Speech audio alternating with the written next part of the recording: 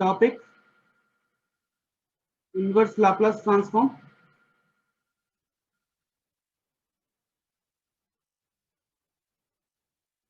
प्रतिलोम लाप्लास रूपांतरण।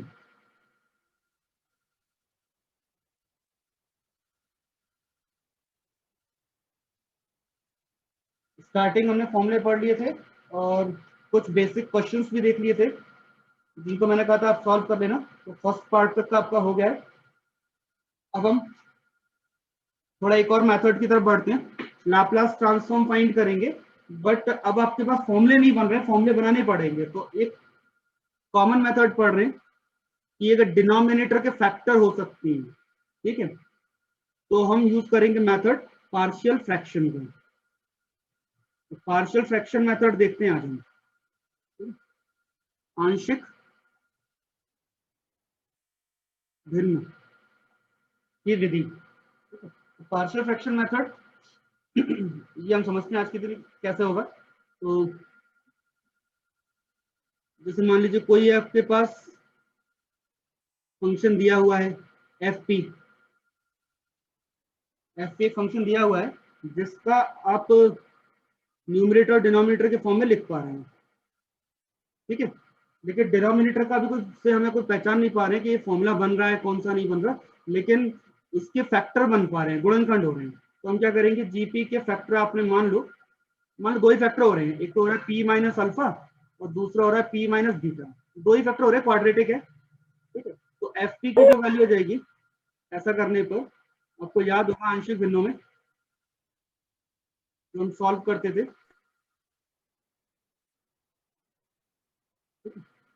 तो इसके दो हिस्से हो जाएंगे। एक तो हो जाएगा आपका a upon p minus alpha, दूसरा पार्ट हो जाएगा अपना b upon p minus beta.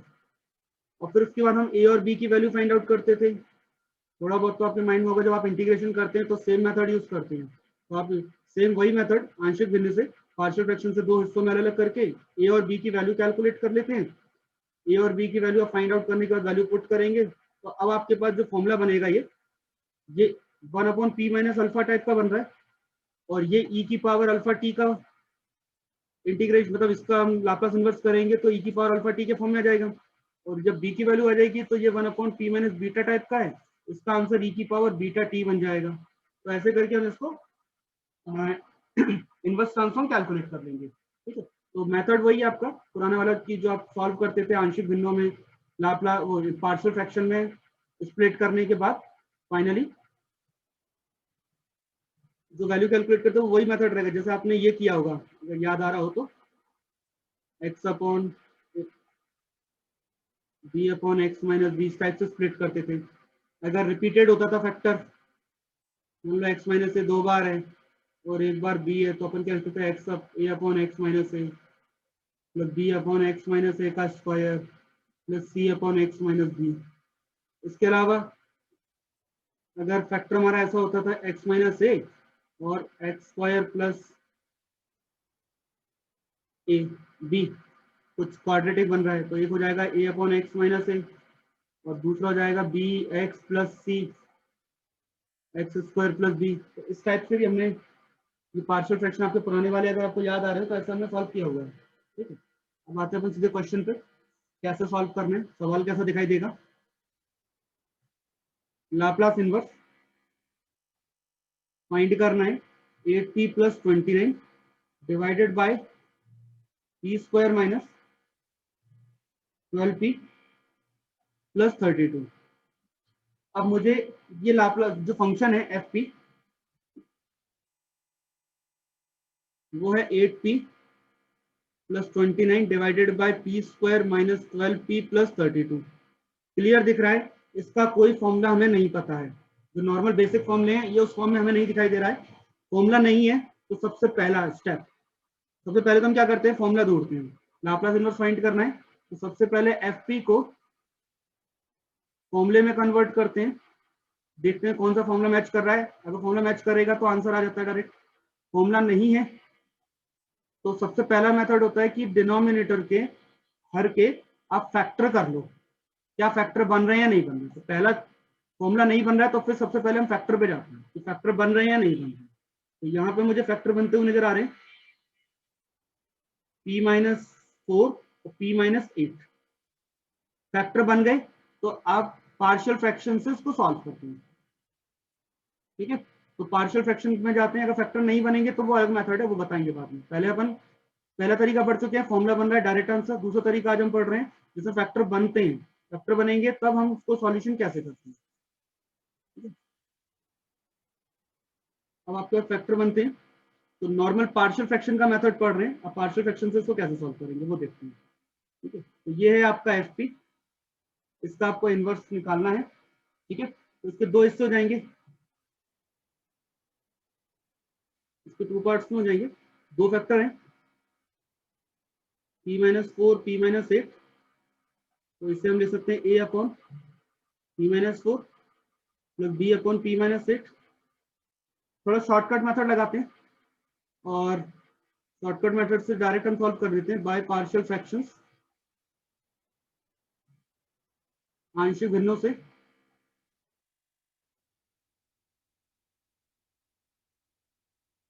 Shortcut क्या किया, आपके फैक्टर जो है वो रिपीटेड नहीं है, P-4 एक ही बार है, P-8 एक बार है। तो अब हम क्या करेंगे, शॉर्ट में थोड़ा सा P-4 इक्वल टू 0, मतलब कि P की वैल्यू आप रख देंगे 4, तो P की वैल्यू 4 हम रखेंगे लेफ्ट हैंड साइड में। ठीक है, जिसमें P-4 नहीं होगा तो A की वैल्यू आपकी डायरेक्ट आ जाएगी 8P plus 29 divided by P-8, divide by 0 से तो करते नहीं है, डायरेक्ट P इक्वल टू 4 रख दीजिए, आपको A की वैल्यू मिल जाएगी।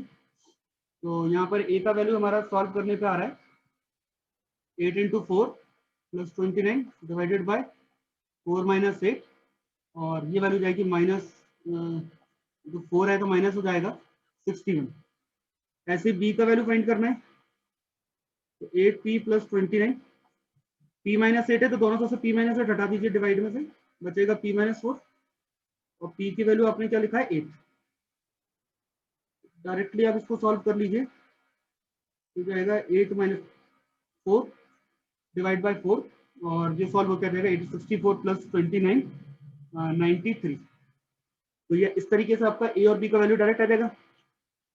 अगर आपके लीनियर फैक्टर है तो एक घात में रिपीटेड नहीं है।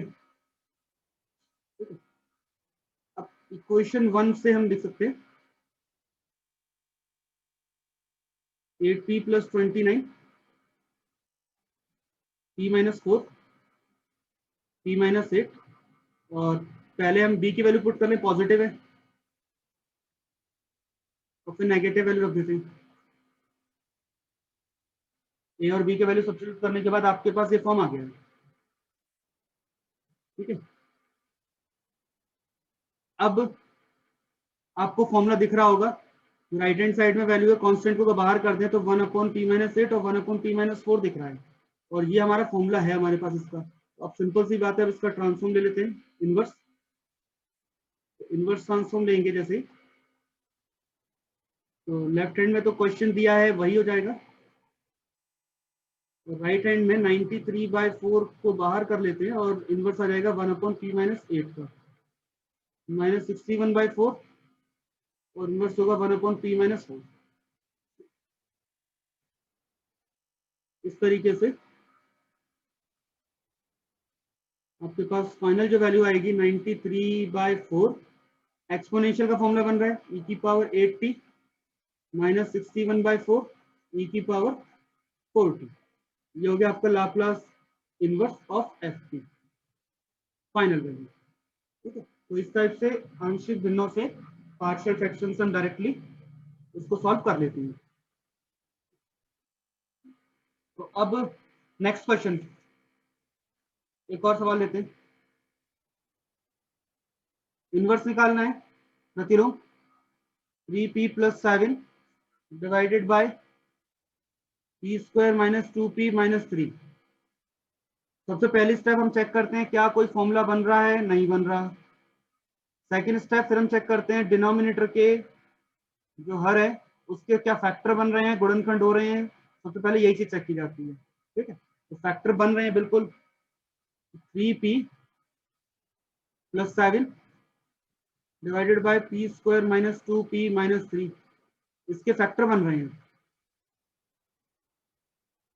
ठीक है, क्या बन रहे फैक्टर, p प्लस 1 और p -3, तो p + 1 p-3 फैक्टर बन रहे हैं, तो ठीक है। तो अपन सेकंड स्टेप पे रुक जाएंगे और इसको हम चले जाएंगे पार्शियल फ्रैक्शन के लिए। तो पार्शियल फ्रैक्शन से सॉल्व करते हैं आंशिक भिन्नों से। पार्शियल फ्रैक्शन के लिए इसके दो ही फैक्टर हैं लीनियर,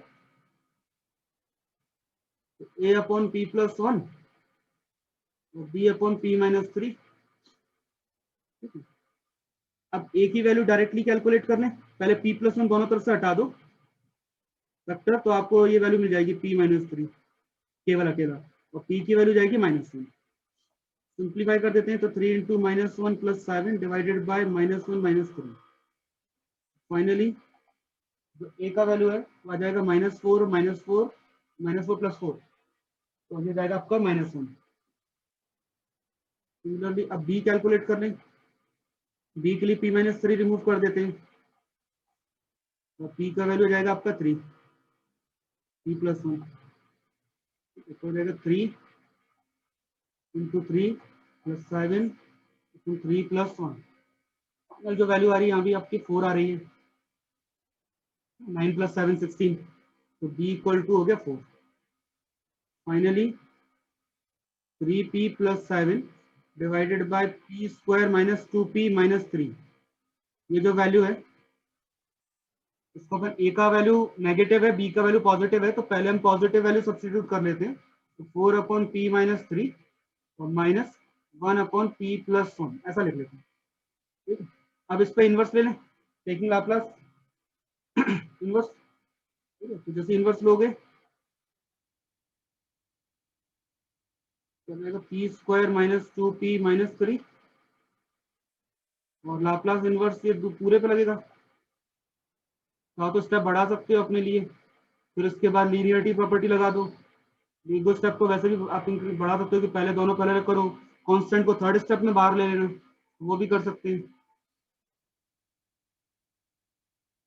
1/p+1, और ये जो ब्रैकेट में फंक्शन बचा हुआ है ये एक्सपोनेंशियल का फॉर्मूला बनता है e⁻3t और e⁻−2, ये हमारा फाइनल आंसर हो जाता है। इस टाइप से हम ये इसको सॉल्व कर सकते हैं।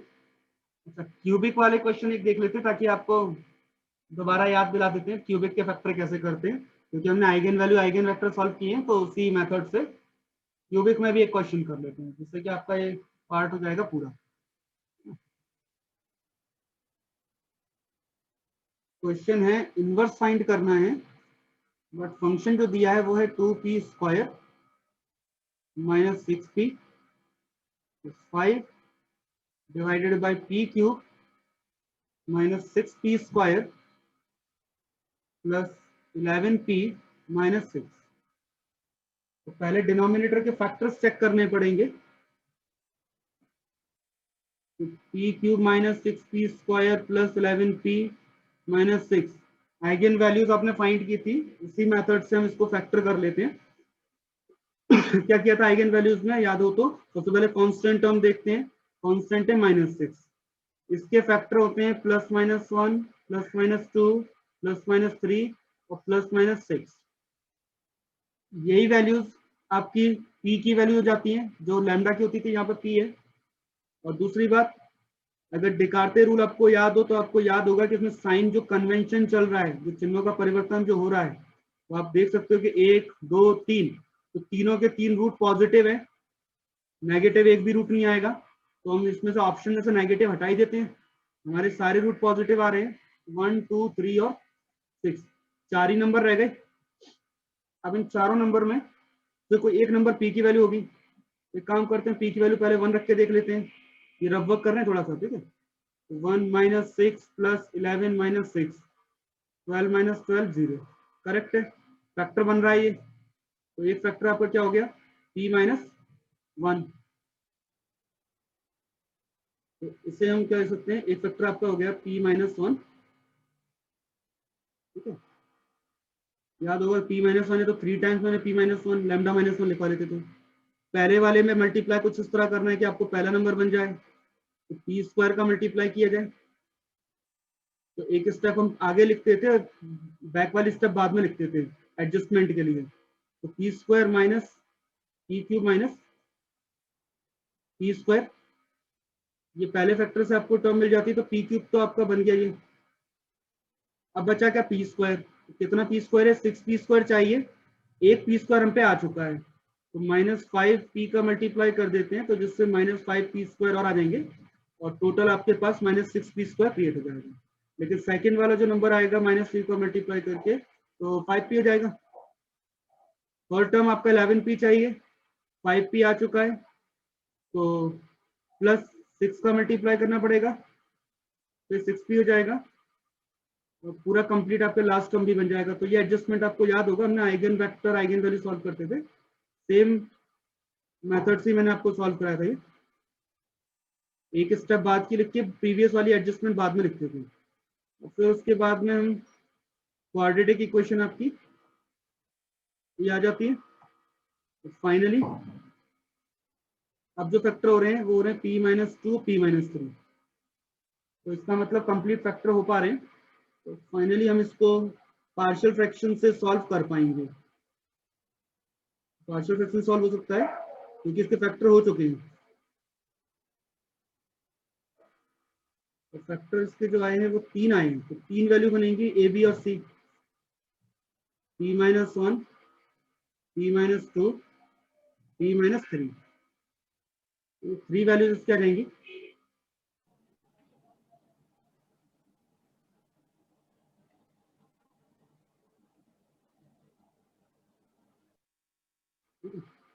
ये 3 वैल्यूज आ जाएंगी। अब इसको हम लिख सकते हैं और by partial fraction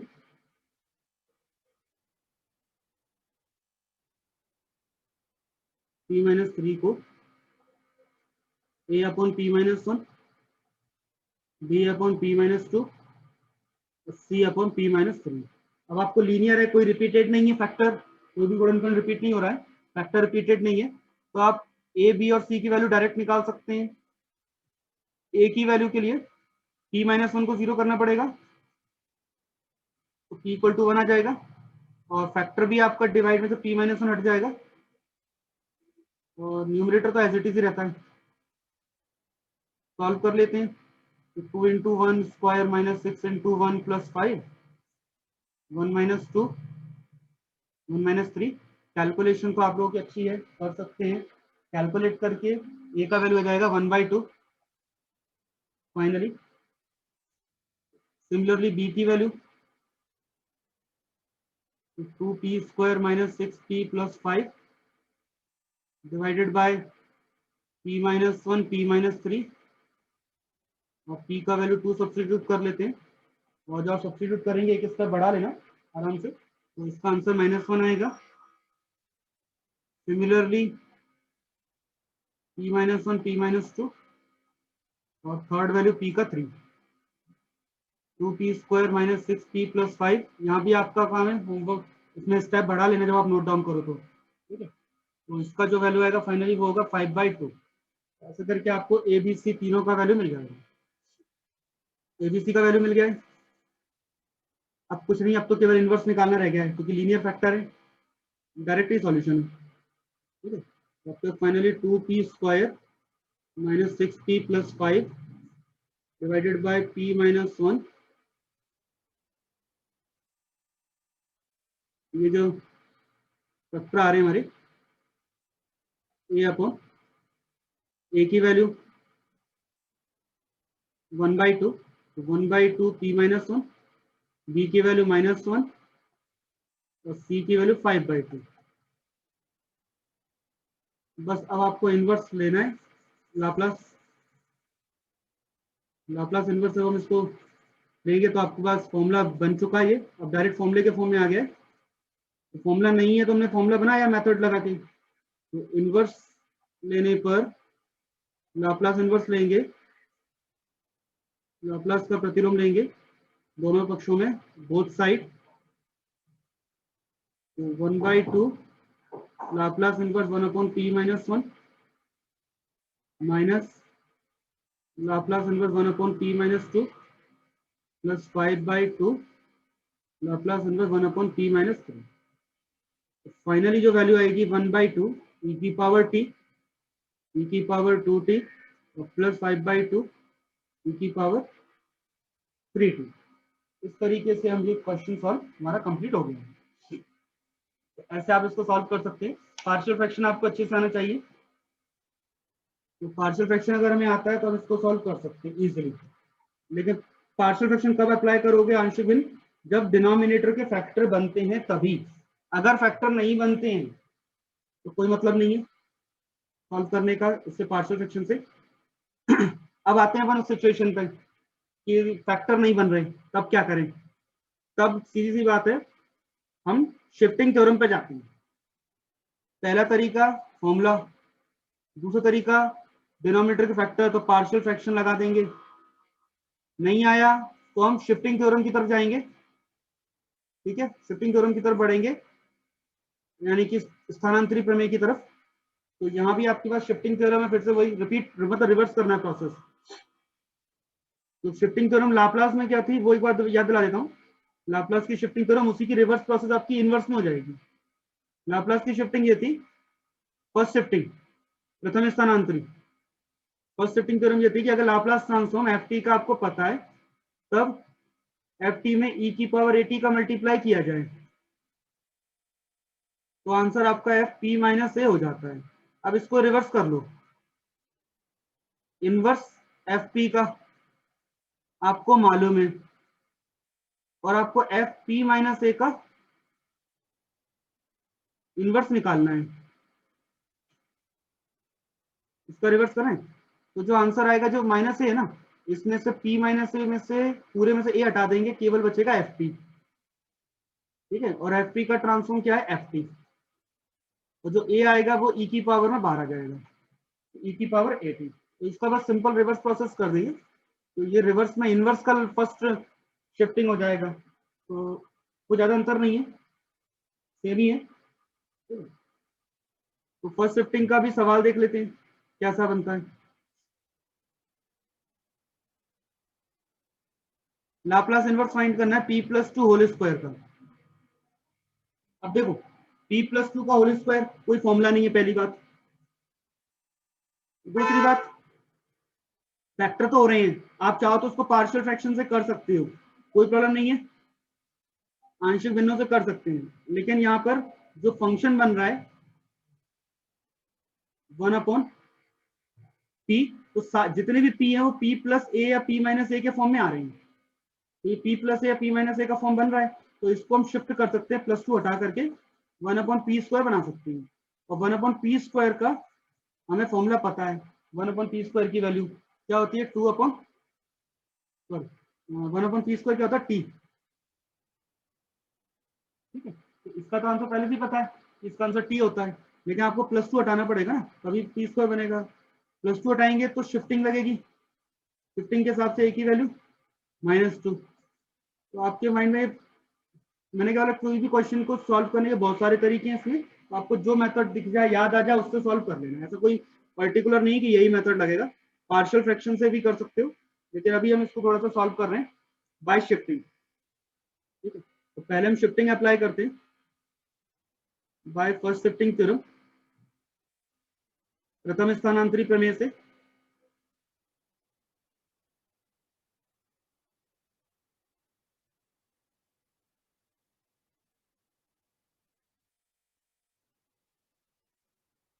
by first shifting theorem, तो सबसे पहले जो p+2 वाला फॉर्म है उसमें से e की पावर at को लेके आओ बाहर, तो e की पावर -2t आ जाएगा बाहर, और लाप्लास इनवर्स आ जाएगा 1/p² केवल। तो जितने भी p होंगे ना, p के साथ जो नंबर ऐड हो रहा है वो एक ही होगा, कोई एक। तो p+2 है तो पूरे में p+2 होगा। ठीक है, तो p+2 का होल स्क्वायर में से अपने e की पावर -2t बाहर किया, फर्स्ट शिफ्टिंग हो गया, और इसका हमें आंसर मालूम है, इसका आंसर होता है t। ठीक है, तो डायरेक्ट वैल्यू आ गई फाइनली। और नहीं तो आप पार्शियल फ्रैक्शन लगाते, 2 स्टेप उसमें अप्लाई करते, वैल्यू निकालते a और b की, फिर इंटीग्रेट करते, मतलब इनवर्स निकालते, तब फाइनली आपके पास ये सॉल्यूशन मिलता है। एक तो ये हो गया नॉर्मली जो दोनों से हो सकता था। एक क्वेश्चन लेते हैं जो दोनों से नहीं होता, केवल एक ही चीज लगेगी, या तो शिफ्टिंग लगेगी या फिर फैक्टर होंगे तो पार्शियल फ्रैक्शन होगा। जैसे कि ये क्वेश्चन ले लेते हैं, 3p + 7 divided by p² - p - 3।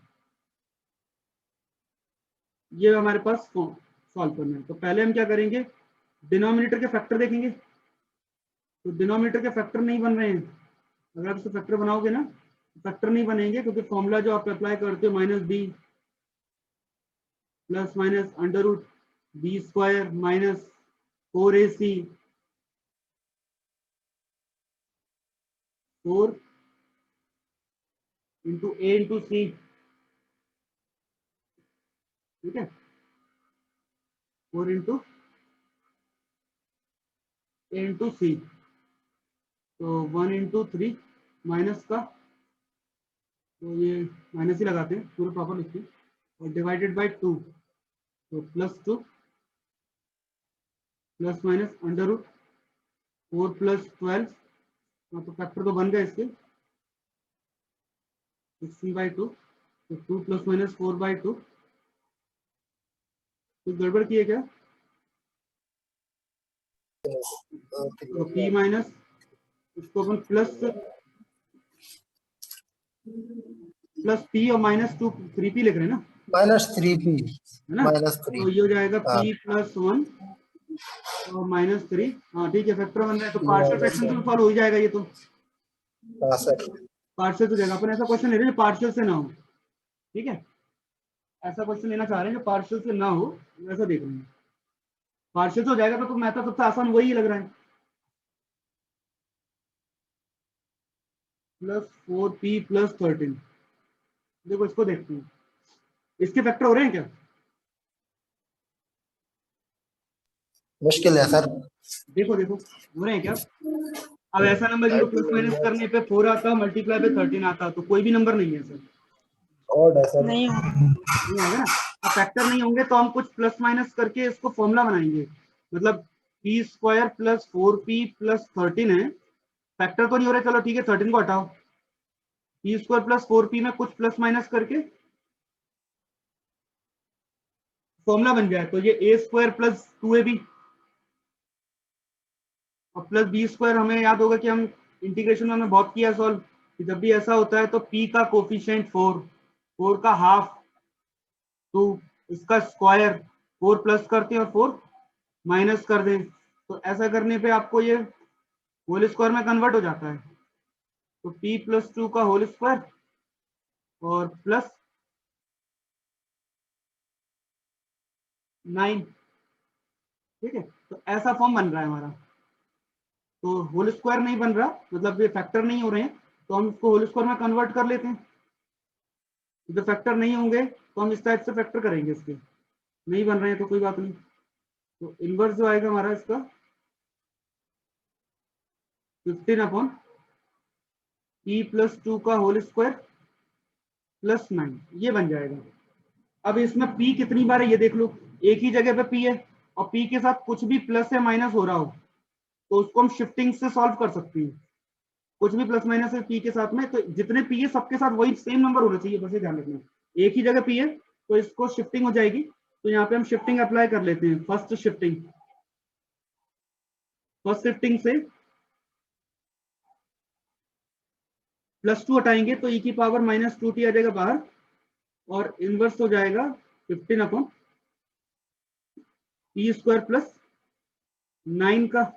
और ऐसा करने पे अगर आपको समझ में आ रहा हो तो फॉर्मूला दिख गया है हमें, फॉर्मूला क्या है, 1/p² + 3², और ये फॉर्मूला है sin 80 का डिवाइडेड बाय a, e⁻2t × 15, और ये जाएगा sin 3t डिवाइडेड बाय 3, 3 और ये 15 कैंसिल हो जाएंगे, फिर 5 टाइम, आपको बताएगा 5 e⁻2t × sin 3t, ये हो जाएगा अपना फाइनल सॉल्यूशन।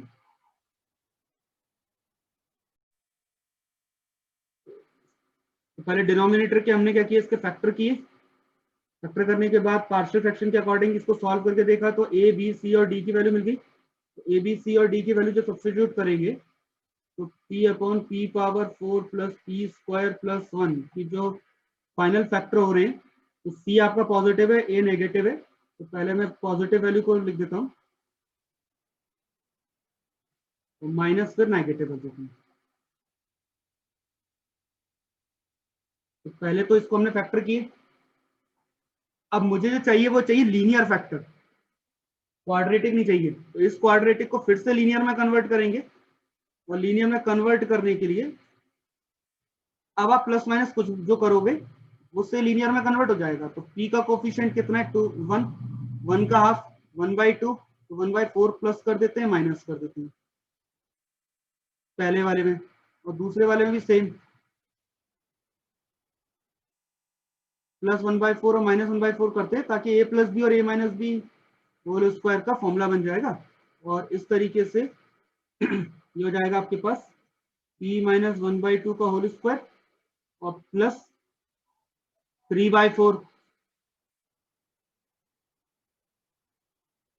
1/2, ये हो जाएगा आपका p plus 1/2 whole square and minus आएगा plus 1/4 minus 1/4 minus 1, sorry plus 1 होगा, ये प्लस 1 होगा, ये भी 3/4 ही आएगा। ठीक, अब ऐसा करने पर p के फैक्टर हो गए लीनियर। अब जब लीनियर फैक्टर हो गए, अब आप इसमें शिफ्टिंग लगा सकते हो। अब जब आप इसमें इनवर्स अप्लाई करोगे पूरे में, जब इनवर्स हम अप्लाई करेंगे तो यहाँ भी इनवर्स अप्लाई हो जाएगा, ठीक है, और इनवर्स अप्लाई आपका इसमें भी जाएगा। और जैसे आप इनवर्स अप्लाई करोगे 1/2 तो बाहर आएगा, इनवर्स इसमें पोर्शन पे आएगा, इसमें p की जो वैल्यू है वो लीनियर है, आप शिफ्टिंग थ्योरम अप्लाई कर सकते हैं और e की पावर 1/2 t को बाहर कर सकते हैं, और इनवर्स केवल अप्लाई होगा 1/p² प्लस 3/4 को। सिमिलरली दूसरा वाला पार्ट है 1/2 कांस्टेंट बाहर, और शिफ्टिंग से e की पावर माइनस 1/2 t आ जाएगा, और इनवर्स आपका बचेगा 1/p² प्लस 3/4 पर।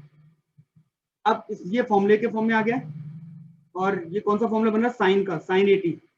3/4 किसका स्क्वायर होता है, √3/2 का स्क्वायर होता है, ठीक है। तो इस हिसाब से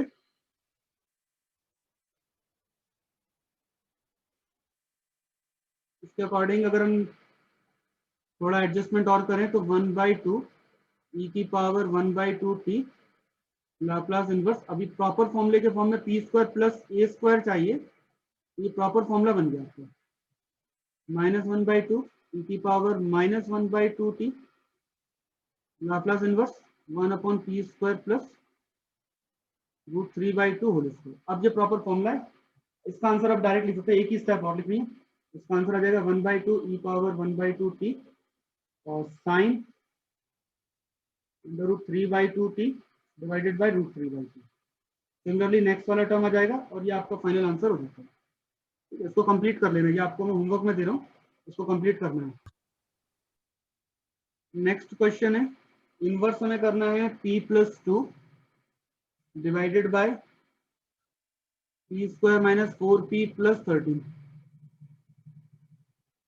कॉन्सेप्ट वही रहेगा, पहले नंबर पे फॉर्मूला चेक करेंगे, नहीं बनता, सेकंड नंबर पे डिनोमिनेटर पे पार्शियल फ्रैक्शन का अप्लाई करना है, तो फैक्टर बनने चाहिए, वो भी नहीं बन रहे हैं, तो फैक्टर भी नहीं हो रहे हैं, तो फिर आपको कुछ प्लस माइनस करके होल स्क्वायर का फॉर्म बनाना पड़ेगा।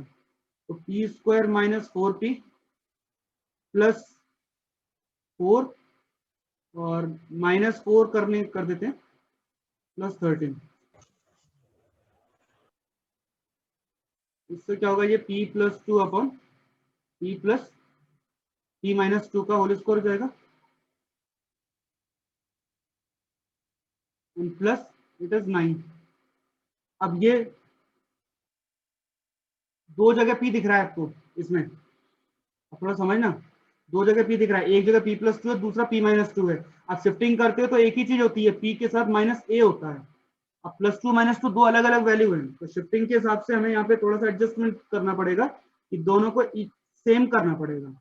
अब जो डिनोमिनेटर में वो p-2 का p-2 ही रहेगा, लेकिन न्यूमरेटर वाले को हम p-2 में कन्वर्ट कर सकते हैं कुछ प्लस माइनस करके।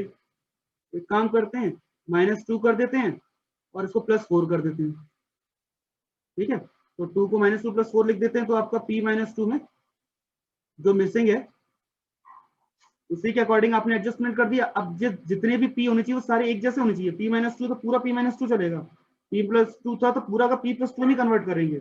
डिनोमिनेटर में तो आप चेंज नहीं कर सकते, लेकिन न्यूमिनेटर में आप जरूर कर पाओगे चेंज।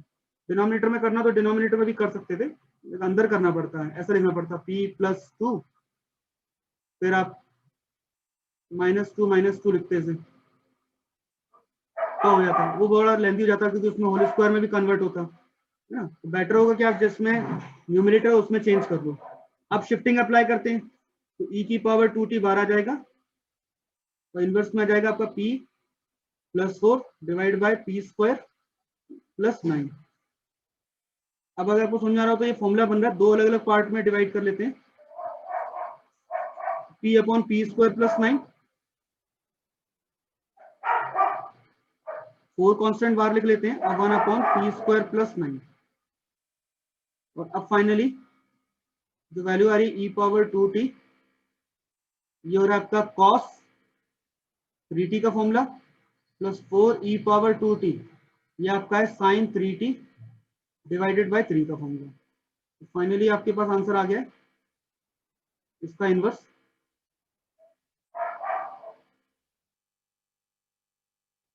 इस तरीके से आपका ये इनवर्स शिफ्टिंग की हेल्प से कैलकुलेट कर सकते हैं।